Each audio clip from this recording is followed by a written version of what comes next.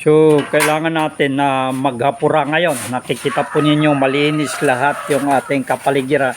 So, naging sold out tayo, no? So, ito ito yung body natin. Ito magama na ito.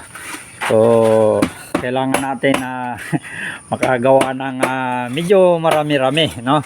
Kikita po ninyo. Ganito lang yung paggawa niyan. Yan. So, ito yung tinatawag na mano-mano, no? So, pero sa kanya ay mas gusto niyang gamitin yung ganitong pamamaraan, itong mano-mano. Yan. So, ito tayo, no? At kailangan nating makagawa ng maraming hollow blocks dahil demand, no? Maraming pera yung mga tao. So, pag-uusapan natin ngayon itong business na ito. Masasabi natin itong hanap buhay nito, itong business na ito ay walang katalo-talo. Hindi kagaya ng pagkain na pag hindi naubos ay mapapanis. So, itong hollow block making, so lalong tumatagal, lalong gumaganda yung quality. Tumagal ng isang buwan, lalong gumanda yung quality. Pero hindi tayo natatagalan ng ganun, no? Dahil nga nakikita po ninyo, wala, ano? So kamakailan lang tayong gumawa ng halos megit 1,000. So yan, sold out lahat. So dito lang sa sa baryo, so hindi na nagkakasya yung ating ginagawa, no? Kasi itong ating mga body, hindi naman silang araw-araw ay nakakagawa dahil meron din silang ibang pinagkakabalaan at ganon, no? Napapagod rin. Tao lang tayo na napapagod rin. So ito, no, yung hanap buhay na walang talo, no? Wala tayong talo. So kumikita, may kita sa hollow block making. So yan po, no, sa mga baguhan at hindi pa nakapag-subscribe sa ating YouTube channel, huwag po kalimutan mag-subscribe, hits na rin notification bell para ma-update kayo sa ating ina-upload na video patungkol sa ganitong klaseng mga video. So, ito yung tinatawag na hollow blocks making, no? So proseso lang nito, itong ginagawa nila, no? Nakikita po ninyo yung ginagawa, no? So mano-mano, mayroon kang hulman, kailangan lang na mayroon kang magandang hulman, kasi itong pagpili ng hulman hindi rin basta-basta ka na lang bibili, kasi maraming defective. Pag defective yung mabibili mo, so lagi kang talo doon dahil hindi nabubuo yung itong hollow block dahil mayroong mga sabit-sabit, no?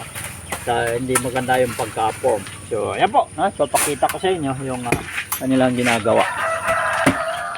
Ayan.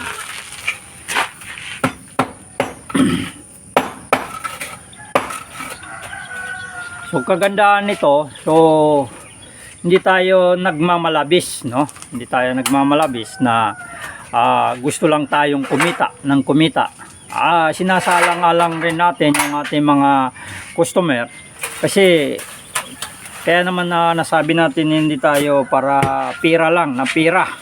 Kasi ang sinasalang natin yung quality ng ating ginagawa. Nakikita po ninyo yung ating ginagawa. So lumalabas lang kami ng 70 pieces mahigit sa bawat isang sako. Hindi kagaya ng iba na gumagawa, umaabot pa ng 90 pirasos bawat isang sako. So napakahina na ng quality nun, yung ganun na paggagawa, no? Pero ito sa amin, balance lang yung ating buyer, hindi naman tayong talo. So ganun lang, no? Give and take lang para malayo mararating natin. Kaya nga tayo nagiging demand ngayon dahil nasusubukan ng ating mga buyer, no? Dito lang sa ating baryo, no, ay nasusold out na kagad yung ating hollow blocks, no? So Kagaya ngayon, so nag-a-apply ko si Buddy dahil meron tayong mga order, no. Siya nga papatayo rin siya ng bahay. Meron din siyang order na 1,000. So paano tayo makakapag-deliver sa kanya kung ano, siya rin ang gumagawa. So siya rin ang customer natin. Kaya kailangan rin niyang pagandahin yung kanyang ginagawa. So ganun lang, no. At itong tao na ito, no, at sa dinideliveran natin, so nagtatanong yung kung sinong gumagawa. So sinasabi namin na siya ang gumagawa, kilala na pala siya sa lugar na ito na gumagawa ng ganito na maganda yung trabaho, no. So ganun po yung maganda sa ganun na ginagawa, no. Kilala ka ng tao na hindi palpak yung gawa mo, kaya pag sinabing siya ang gumagawa, so ano sila, kumbaga tested na ang kanyang trabaho. Kaya yun, no. Maganda yung feedback ng ating hanap buhay. Yan.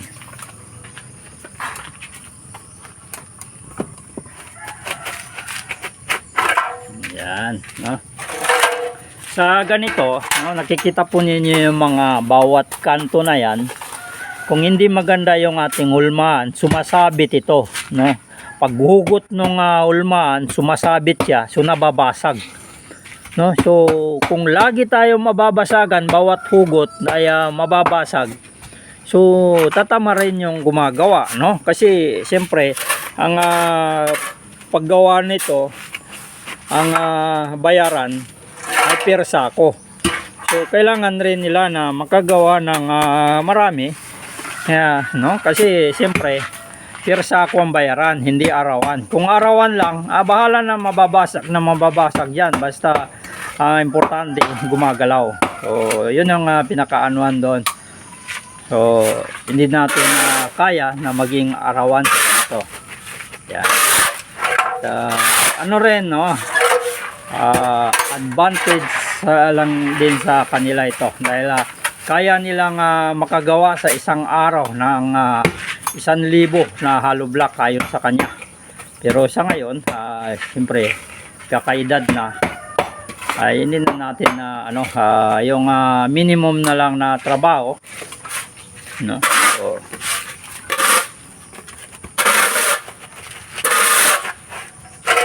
ayan, stand po ninyo, no. At yan na, unti-unti na tayong nakakagawa. Yan. So mayroon na tayong nabubuo na ang ilan-ilan piraso. Yan.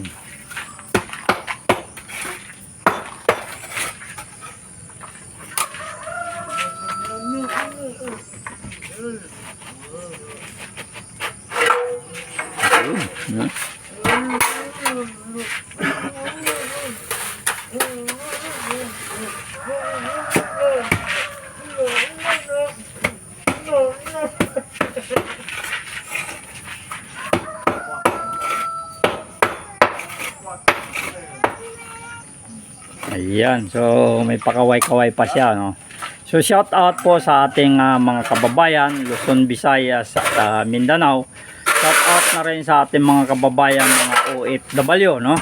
Mga kababayan po natin mga immigrants. Ito po yung buhay natin dito sa probinsya, buhay probinsya, no. So kahit na medyo salat tayo sa salapi, no.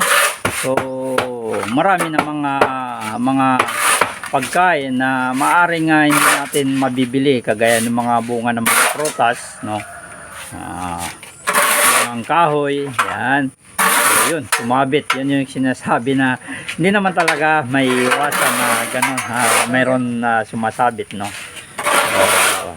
Sa pagpapile nun ay so ito, no, itong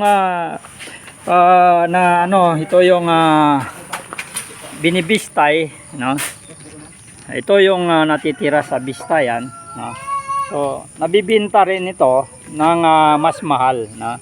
Kasi ang per load na bintahan namin dito lang sa baryo ay ito 600, no. 600 ang so isang multi-cab na yon, no? Pero kung itong binistay na ito, so sinisingil namin ng 700 kahit dito sa baryo, no? Dahil siyempre ito yung giging graba, no? Ito. So binistayan na yan. Medyo mas mahal sa kumpara sa dito. So lahat nung napagbistayan, no? Kagaya niyan. Galing bistay na itong ano na ito. So hindi siya pari-parehas. Kailangan mo pa rin na idaan doon sa bistayan dahil may mga bato-bato. So pag nabistay ganito. Kaya wala ring tapon, no? Wala rin tapon sa buhangin. Pati yung pinagbistayan nabibinta natin ng mas mahal pa. So yan po, magandang umaga. Ito po yung buhay dito sa probinsya, no? At masasabi natin na negosyong walang talo itong hollow block making. Basta alam mo lang i-manage, no? So kailangan meron ka mapapagkatiwalaan na tao na gumagawa sa iyo na nakakaintindi, no? Sa side mo at saka side rin nila. So ganun lang, give and take lang, no? So ganun sa sa hanap buhay. So importante talaga na meron kang kasama, meron kang mga ganito na marunong sa ganitong hanap buhay na ito, marunong sa trabaho na ito, na alam niya yung bawat side, no? Sa side ng nagpapagawa at sa side rin niya. So yan po, at magandang umaga. Magbibistay na naman siya uli, no? Pero kagaya ng sinasabi natin, wala tayong talo sa buhangin dahil yung napagbistayan nabibinta ng mas mahal. Ayan, magandang umaga. So sana po ay sa mga baguhan at hindi pa nakapag-subscribe sa ating YouTube channel, huwag po kalimutan na mag-subscribe. Hits na rin notification bell para lagi po kayo ma-update sa ating mga ina-upload, no? Patungkol sa buhay probinsya at pagbibintures natin ng farm at mga video na kagaya nito, no? Kung sa mga gusto ma-inspire, no? Kasi dito sa bawat lugar ngayon wala nang nagpapatayo ng kahoy dahil mas mahal yung ginagastos mo kung kahoy ang ginagamit mo. Itong concrete at itong hollow block ay mas maigi, no? Mas mabilis at matibay na pagpapatayo ng bahay. So ganyan lang po yung ginagawa at kailangan natin padadaanin muna dito sa nito, itong bistayan, kasi para matanggal yung mga buo-buo, yung malalaking bato. So diabete ka ma. Kuana ka lapat dua timan yan na munay ni na buklat-buklatan, no?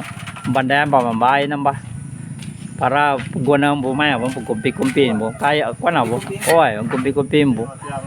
So okay ra di ko katunting kay kuana kuha martilyo kuha basi matunong ka sa basket pag nakapila kay na pangila kung na martilyo. So yan po, maraming salamat. Sana po ay tuloy-tuloy lang ang inyong suporta sa ating munting channel, Biyahe ni Benji TV. Magandang umaga po. Naway ligtas po tayong lahat. Mabuhay po tayong lahat. Maraming salamat po. Bye-bye.